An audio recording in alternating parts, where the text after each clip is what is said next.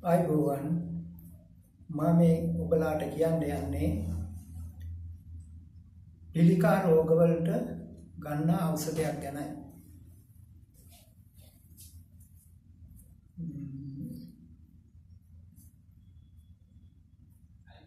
වල් අනෝදකොළ රතු ලුණු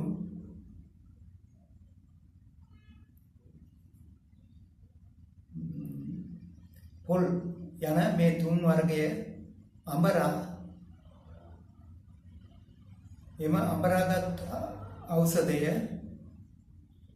උණුවලුල් පල්ලේ තඹා ගන්නට යුතුයි.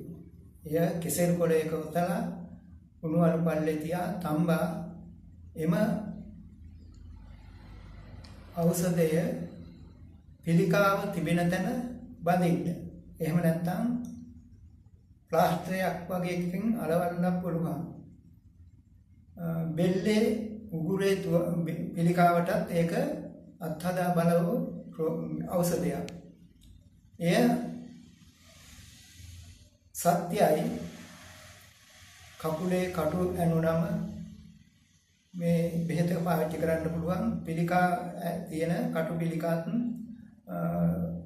සමහර වෙලාවට පියහිරු පිළිකාවලටත් ඒක හරියයි. මොකද බෙල්ලේ උගුරේ තිබෙන දෙකටම ඒක අත්හදා බලපු දෙයක්.